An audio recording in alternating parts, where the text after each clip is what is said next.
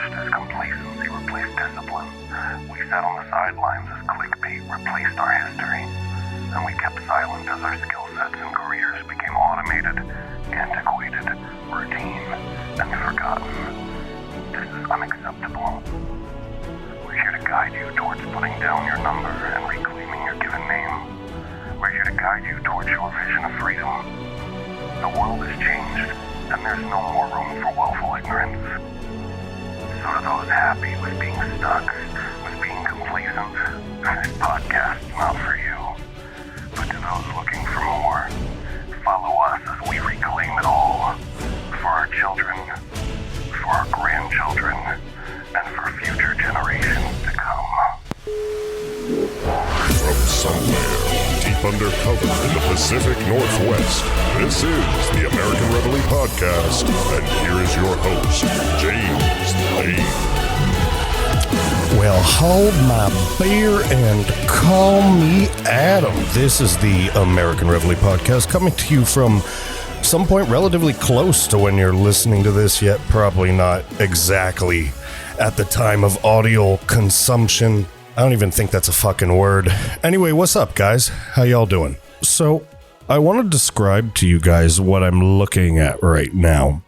I'm watching a music video on YouTube, okay? This music video is by a band called Blackpink. I guess you'd call it a band, maybe a group. The song is called Do. And right now, they're singing and dancing and doing whatever, but I'm looking at a tank. They're sitting on a tank. It looks like a big old fucking, like one of those Abrams tanks or some shit like that you'd see from like a World War II documentary. Except it's covered in rhinestones and glitter. I've been going down this K-pop rabbit hole, and I think we should talk about it for a second. So yeah, look, I'm way down this rabbit hole. There's another one. There's another group, I guess, or artist named CL. She has this song called Hello Bitches, and it's, and I didn't name it. I'm not calling them bitches. It's the name of the fucking song. Get over it.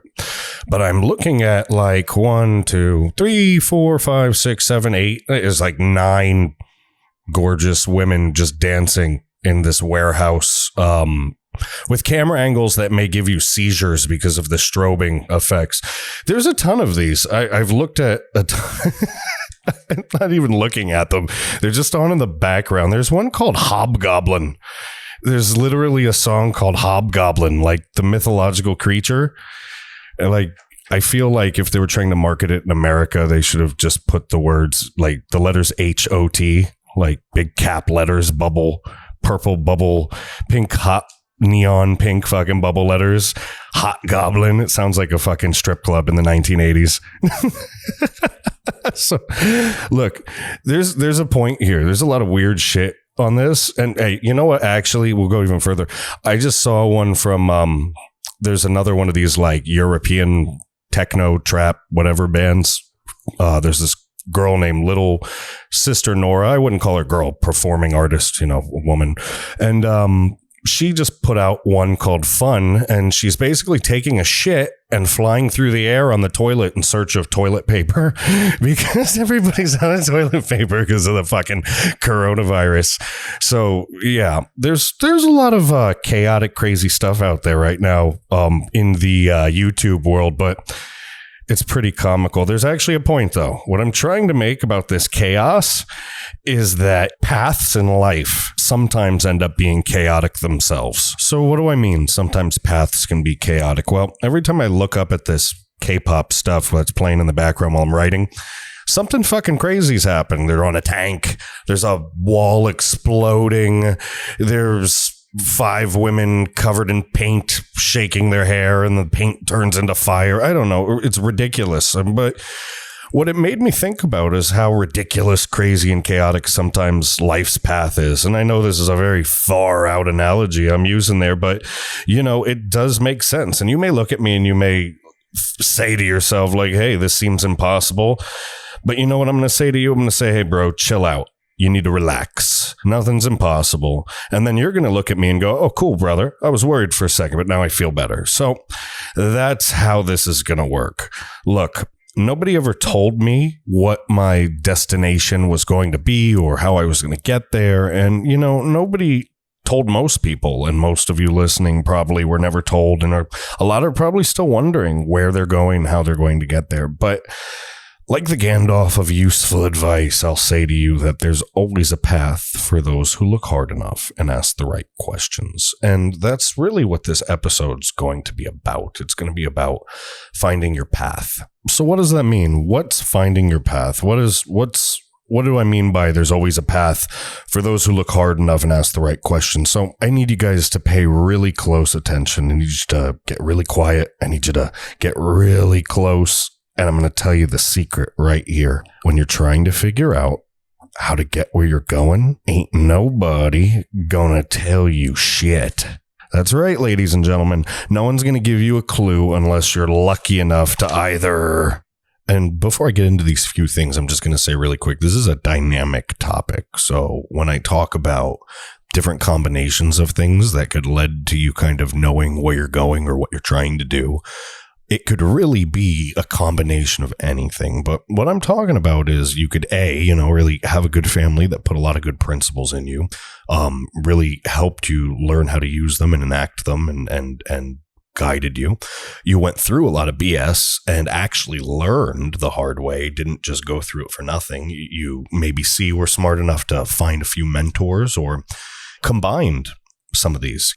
If you've been through all three of those, or even some other ones that I might not have listed, you probably know a lot of the stuff we're talking about. But there's really a stark reality we have to face here. And it's a reality that you could really see as either glass half good or glass half bad. And I wrote that in because it sounded stupid. It was funny. But really, glass half full or glass half empty. You have to really realize what mindset means here. So here goes nothing. And this might actually piss some people off, but this is really... Look, this is what it is right here. You with me? Most people are either A, they came from some decent roots and had some good principles put in them, or B, went through a lot of bad shit or some bad shit, learned the hard way, or a combination. That's really it.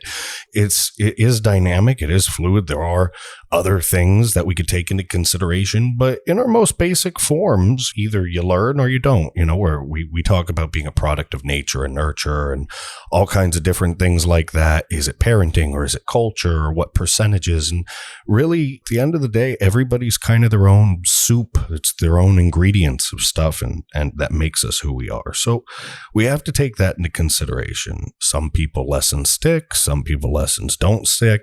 Some people we can't figure out why. Some people we look at and we just shake our heads and say, man, that's a shame. And there's a lot of people that do okay, but they're also just floating through. And then there's a lot of people that are killing it. You just don't know. So there's plenty of exceptions, and I'm no expert, but there are outliers in everything. I have witnessed that firsthand. So I won't take anything off the table. I'm just saying that a lot of people aren't playing the game. They aren't even aware of its existence. They aren't even awake. They just accept their number, and that's that. And it's not my life. It's not my call, and I can't judge. And if I offended somebody, I apologize. It's not my intention. I try to be funny a little sometimes, but I'm really passionate about this, and I really want us to all get better and become, better husbands, wives, better employees, better entrepreneurs, better people. I want us to be a better country. And, it's extremely important to me. And, that's why I'm taking all this time to talk about this and to write and to get on social media and do all of this stuff. Anyway, my point about the glass being half good or half bad, half full, half empty, however you want to say it, with all of these people I mentioned floating through, they can feel half empty. If you can join them, you could feel half empty. Or you could try to stay positive and you could try to see the value and advantage of this time right now of what we're going through. That's glass half full.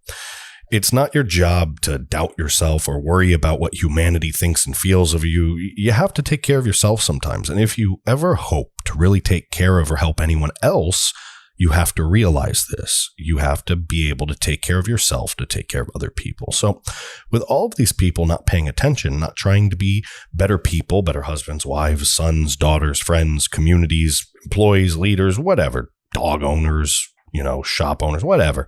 With all of these people that we see every day that are usually complacent, this is a very frozen time for them. And if you decide to really seek answers along the way, you may actually have a competitive advantage. And I want to clarify something for a second. I'm not saying that we should take advantage or we should be bad people or anything like that. What I'm saying is that there's a lot of people that are going to take this time and grow from it, but there's also a lot of people that are going to waste this time. And if you want to be one of the people that are going to take advantage of this time, because there's also going to be a lot of people wasting the time, you may have this advantage. That's really what I'm talking about. So with that being said, if you can manage to step up and compete, grow, get better, and teach others to do the same, that's the thing we talked about, giving back, helping others, we can really experience a real awakening, this American Reveille that I'm talking about. I'm going to take it down a few notches. I tend to monologue sometimes when I talk. The point that I'm trying to make is that if you don't know how to get where you need to go, then you have to ask. It's common sense. You really need to ask. I always hear, oh, nobody ever told me. Well, if you don't ask, nobody will tell you. So you can do this in two ways. You can seek mentors or you can read books. There's a third way too. You can do both. That's like magic right there. If you have mentors and you read books, you can do some Harry Potter shit. So look, I mentioned in a previous episode, the real trick, the real secret to pressing fast forward on the Walkman of your destiny, if you want to call it that, is reading. Reading or at least listening to audiobooks while you can, and not just novels, but the whole spectrum, fact-based things, history, strategy. There's all kinds of stuff out there that can really help you. I kind of took an opposite approach. When I was young, I read a ton.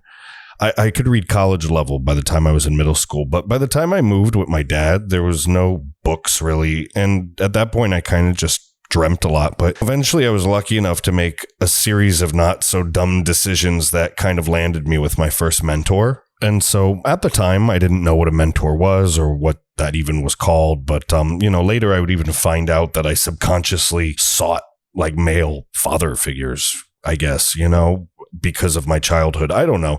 But different things lead people to find mentors for different people. It can be kind of eerie how some things work out and how things at the time may seem horrible, but then later in life, you look back and go, man, that was real shitty at the time, but God, thank God it happened because it's so useful now.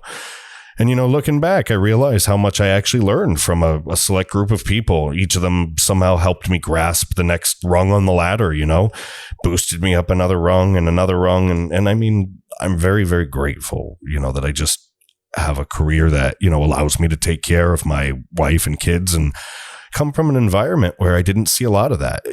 Even if I never get supremely wealthy, my children will always have food on the table. And I know a lot of you feel the same and are proud of that and want to work even harder. And that's a big reason why I made this podcast. So taking it a step further, you really need to be asking yourself, do I have a mentor?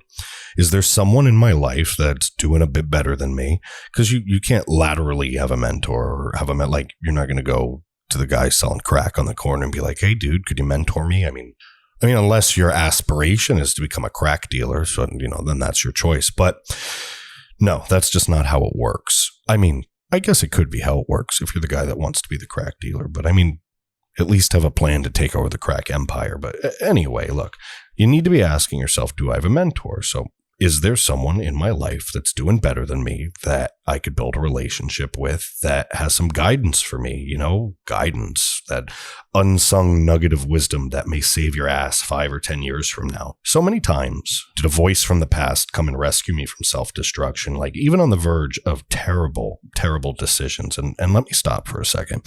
I want you guys to understand, like, I'm no saint. I've made some very bad choices. And during this podcast, as we talk and get to know each other, you might hear about some of them. But even on the verge of some of those really bad decisions I've almost made, previous lessons in life, or that mentors passing words between the bullshit, the jokes, the jabs, the shit talking, there's some lessons in that saved my ass countless times. And I bet you there's a ton of you out there that feel the exact same way. And then there's a ton of you that are seeking that. And then there's a ton of you that need to be. But look, guys, I've worked for a lot of places before, too, that tries to force mentoring, that have mentoring programs. And maybe some of you work for places that have that or have been involved in that before. And I need to say this out loud because a lot of people don't realize it.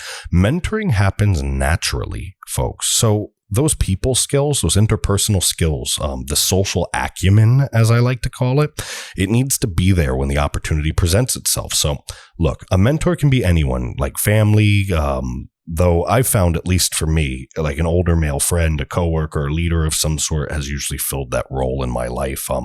The flow chart of this stuff usually looks like this for me. Work with someone or be around someone somehow and prove to them through some series of actions that you're not a dumbass. That's called trust building and networking. Step 2, hang around them long enough while continuing to not be a dumbass so that you learn some valuable stuff while gaining possibly a lifelong valuable friendship. Step 3, rinse and repeat.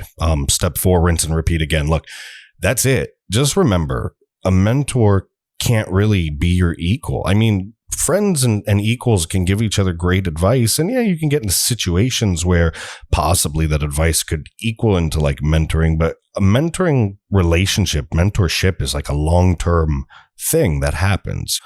It doesn't make sense if the mentor was your equal or below you. If you're not learning stuff and mentally evolving because of your mentor, then buddy, you're fucking pretending to be, and your mentor sucks. And you kind of suck too for thinking that you could do that in the first place. So wake up and get a real mentor.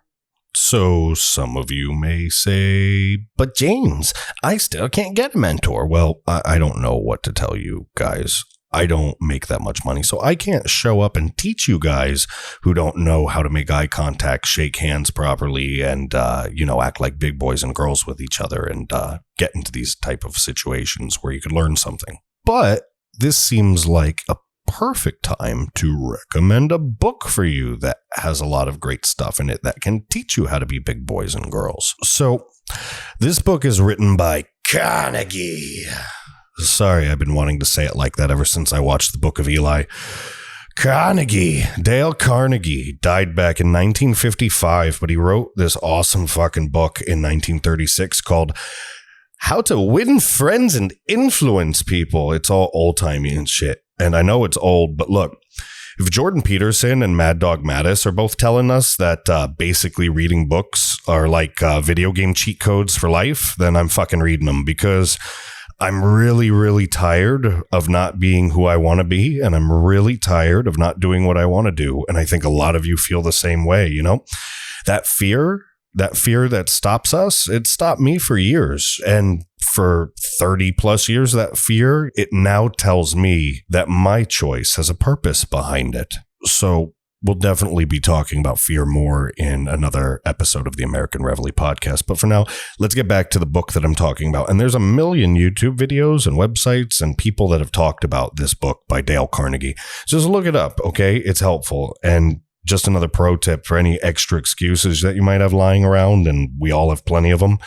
I personally can't concentrate on reading a physical book 75% of the time. I have daughters.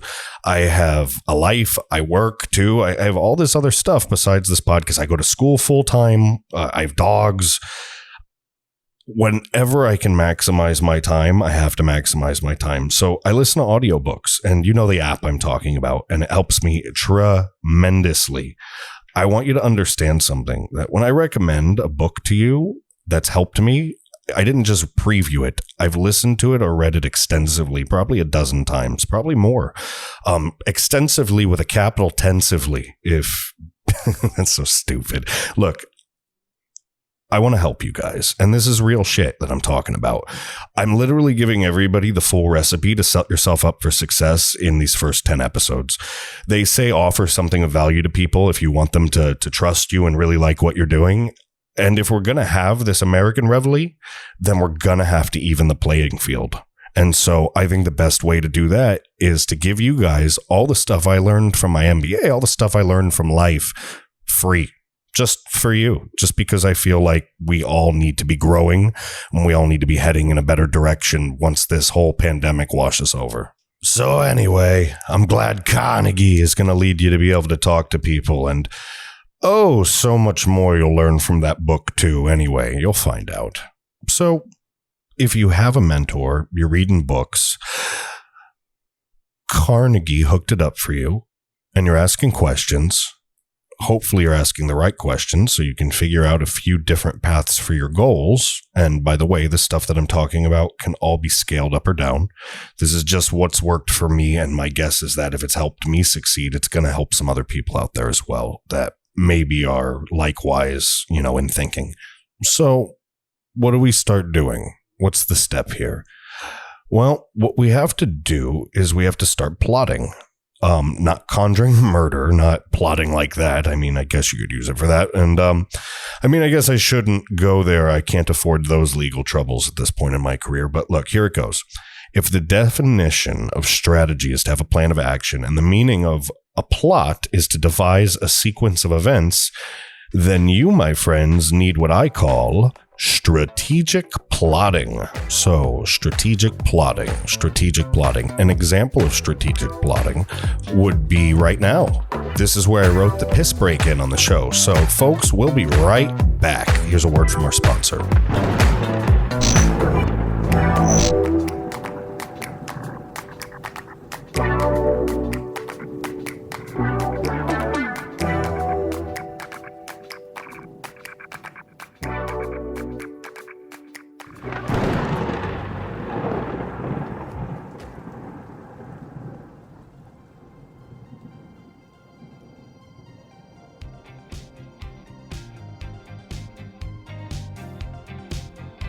The American Reveille Podcast with James Lane would like to take a moment to thank you for taking the time out of your busy day to tune into the show. It's because of great fans like you that we strive to deliver the best quality content one can create as fast as one can fling the pen.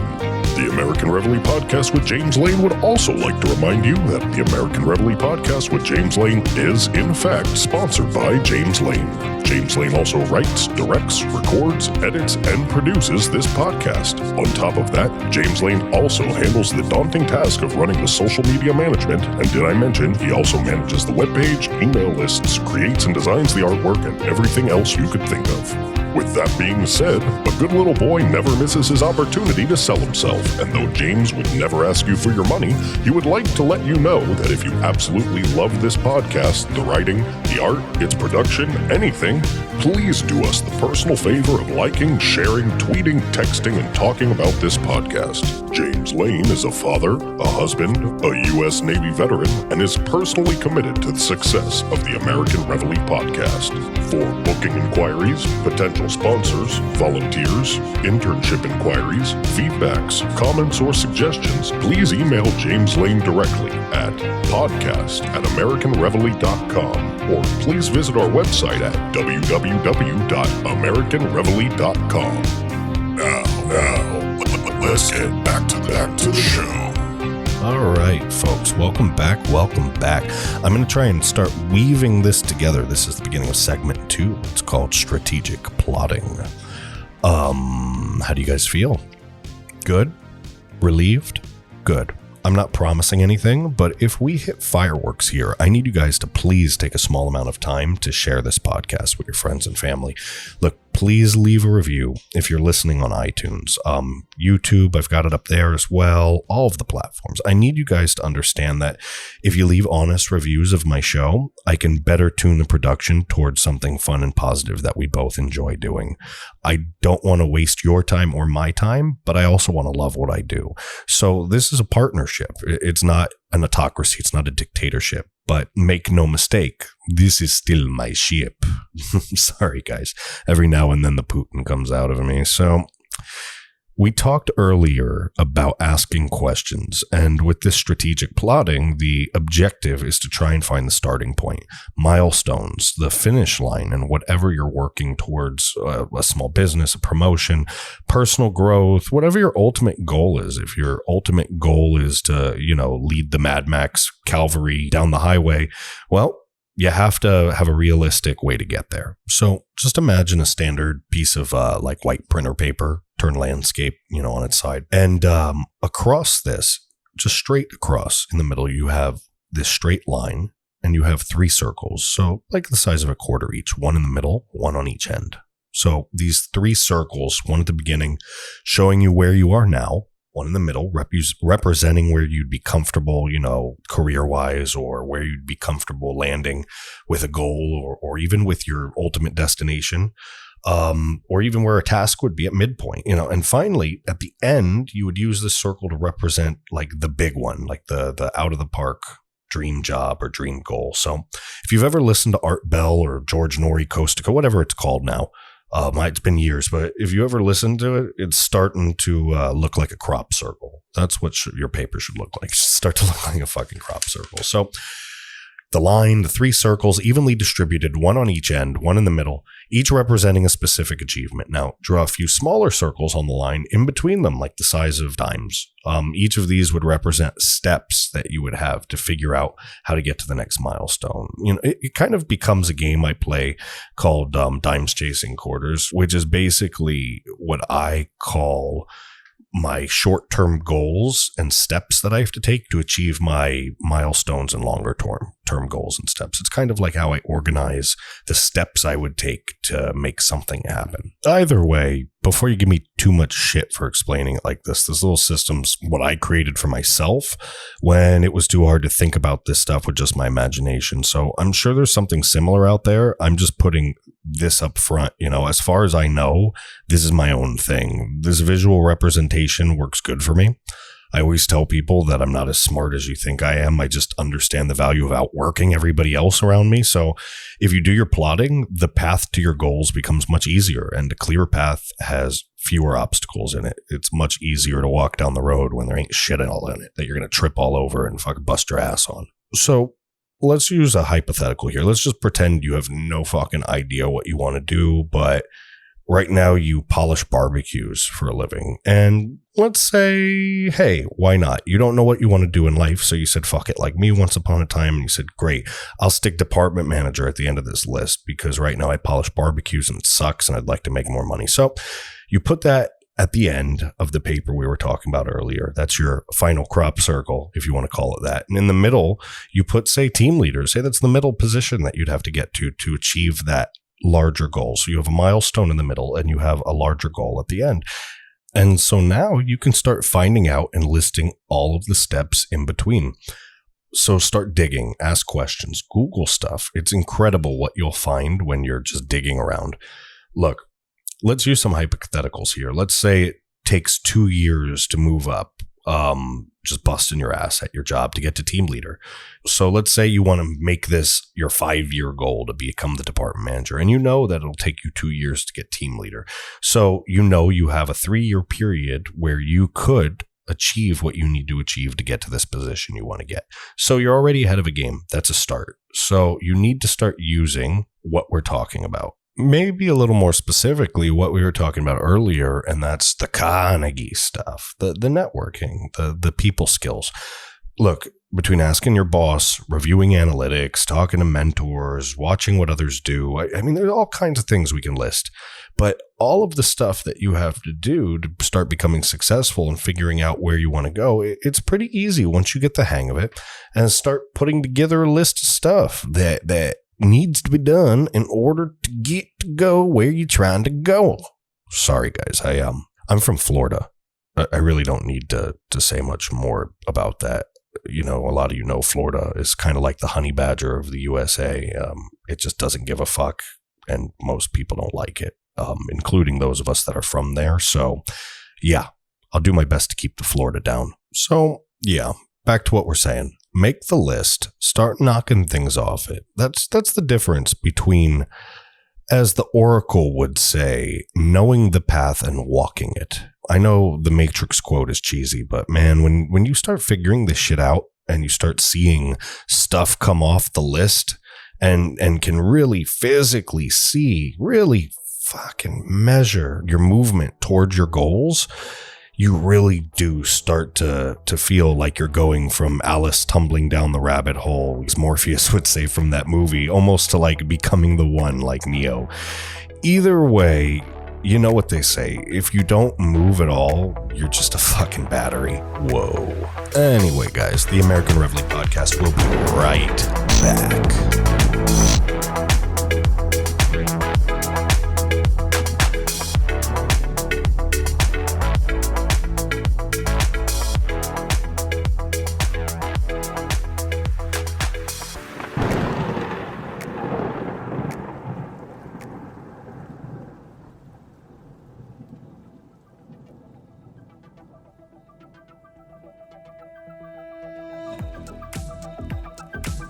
The American Reveille Podcast with James Lane would like to take a moment to thank you for taking the time out of your busy day to tune into the show. It's because of great fans like you that we strive to deliver the best quality content one can create as fast as one can fling the pen. The American Reveille Podcast with James Lane would also like to remind you that the American Reveille Podcast with James Lane is, in fact, sponsored by James Lane. James Lane also writes, directs, records, edits, and produces this podcast. On top of that, James Lane also handles the daunting task of running the social media management, and did I mention he also manages the webpage, email lists, creates and designs the artwork, and everything else you could think of. With that being said, a good little boy never misses his opportunity to sell himself, and though James would never ask you for your money, he would like to let you know that if you absolutely love this podcast, the writing, the art, its production, anything, please do us the personal favor of liking, sharing, tweeting, texting, and talking about this podcast. James Lane is a father, a husband, a U.S. Navy veteran, and is personally committed to the success of the American Reveille Podcast. For booking inquiries, potential sponsors, volunteers, internship inquiries, feedbacks, comments, or suggestions, please email James Lane directly at podcast@AmericanReveille.com, or please visit our website at www.AmericanReveille.com. Now, let's get back to the show. All right, here we are to segment 3 for the Locks and Schmear.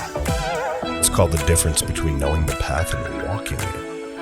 We're going to talk about walking the path, which, again, takes discipline. But if you, by this point, are still having trouble with the whole discipline thing, then I guess it must be that time once again. Time for what, you might ask? Time to pull out the Disalube, of course. I'm sorry. I'm totally going to try and come up with new ones as long as we're on lubricant. So, anyway, guys, look, head out of the gutter. This is the type of lubricant. And by the way, you got to listen to the previous episodes to understand what I'm talking about with lubricants of discipline. So if you're jumping in on this and you think I'm crazy and are wondering what the fuck I'm talking about, I actually am talking about something. So go listen to the other episodes, please. And then come back and listen to the rest of this one. And then the ones after this too, if you really like to. I would appreciate that. So anyway, I'm going to try and put this back. So look. This type of lubricant you'd spray, like you'd spray a fence latch with it, something fancier sounding. Like we talked about before, the sliding glass doors of discipline need the Disalube. So this is going to go somewhere. Anyway, by now you've drawn your crop circle. We've debunked the alien presence. We've come up with a list of things that need to get done in order to send our dimes chasing our quarters. And at this point, it's so easy to just get stuck because when you don't have a lot of resources, everything seems, fucked. It seems impossible. And you can imagine what's possible if you just spray your brain's bike chain with this freaking discipline lubrication. This next one we're going to talk about is a big one. Creative thinking. That's a huge way to get from impossible to possible. So let's just say you can't figure out how to knock these steps off this plot, and we're trying to figure out what to do. Well, the answer is all in creativity, guys. It's backed up by everything we talked about earlier. At this point, your ability to network really comes in handy because when you have no idea what kind of workarounds exist, there's a really, really, really, really good chance that someone else fucking does. The more you've talked to people and the more you've built relationships with people, the greater the likelihood that an answer to your prayers really exists out there and has already been done. It'll allow you to mimic their process, and you can press that fast forward button we talked about earlier. Guys, it's very important for you to understand that nobody does it alone. There's always help, and you always have to have help to get there, especially the further down the ladder you are. So get that through your head and start building those relationships, guys. But James, I'm so boring. How can I be creative? Well, I'm going to look at you and say, wait a minute, bucko.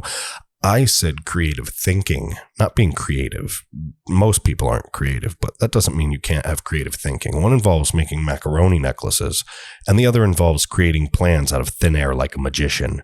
Like the Harry fucking Houdini of problem solving. That's what you're aiming for here.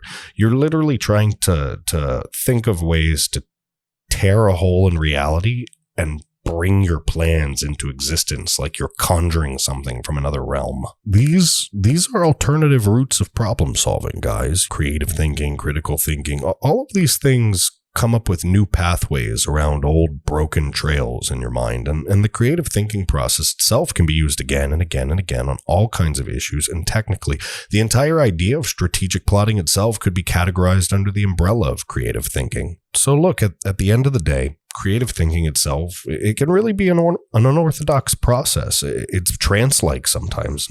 Sometimes even when I'm stuck on a problem or I'm writing or trying to figure out how to solve 10 problems at once, creative thinking and all the things I've learned between that and visualization can really helps me almost think of it like an onion.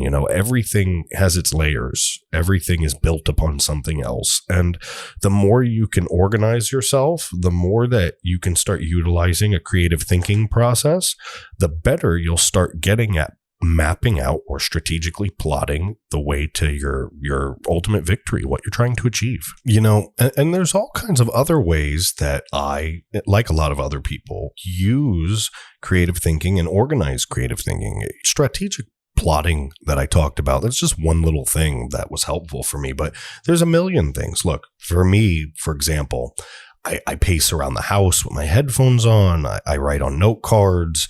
I really try to put things I'm working on in order. I take walks sometimes. That helps clear my mind and think of outside of the box solutions for things. And, even writing on my hand or writing by hand or typing, changing up the feeling of what's in your hand or what's at your fingertip.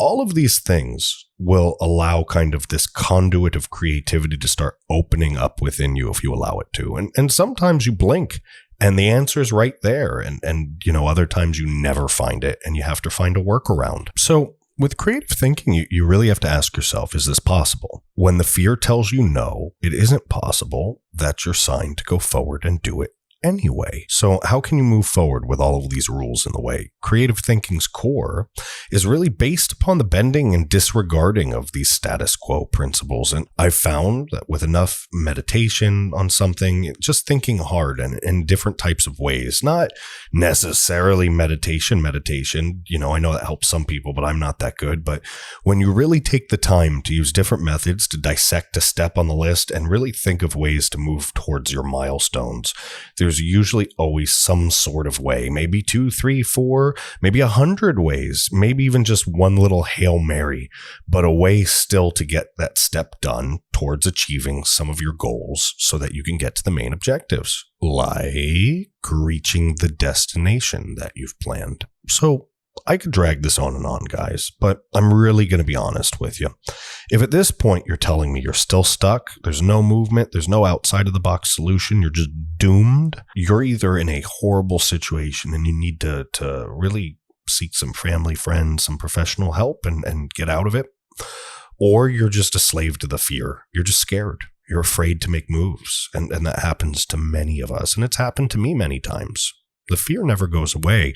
You just have to learn how to use it to your advantage. If you're still afraid, then you need to get past that fear. I mean, have you ever tried to reach beyond your class, your group, your social status, whatever you were born into or settled into? Have you ever looked up and out of just the block that you're on? I mean, have you ever felt your stomach twist into knots when your daydreams start to become actions, when you hold a piece of paper in your hand? When there's a few zeros on it and that piece of paper could change your life? Have you ever turned back on a dream because you were embarrassed or you had a sinking feeling or you couldn't recover from an embarrassment? I mean, look, when I was a little boy, I used to run from the doctor's office when it was time for vaccinations. I was so afraid of shots that I can remember making it down a beige hallway with silver frame pictures hanging and getting to an elevator and feeling like I almost was free, only to be dragged back down a hallway and jabbed in the ass with a fucking needle. And yet that little prick, that tiny moment of discomfort helped keep me from getting sick, helped keep me right. And that pain, that fear, yet going through the pain of it anyway, the frustration and difficulty of having to figure out every little step of your path, every little twist and turn, it doesn't seem to make sense. But the fear, the pain, the suffering, it all can tie together. And it breaks small pieces of you, and then slowly you can start to rebuild yourself bit by bit. There's power. There's power in fear. There really is. And not the power to make others afraid. That's not ethical. That's not what I'm talking about. It's wrong. But what I'm talking about is power in the fear itself. Just like there's power in discipline, fear can also set you free and help you achieve your goals. Because when you conquer something you're afraid of, when you master it, when you break it like a wild stallion, it stays loyal to you. It's yours forever. That fear's a beacon. It's a lighthouse. And sometimes you have to run towards the things you're scared of to find out who you are and what you're made of. You'll never get where you want to go. You'll never get there until you truly know yourself. As they'd say in Latin, nosce te ipsum. So guys, until next time, this is James Lane, clocking out. Thanks for listening, guys. I appreciate it.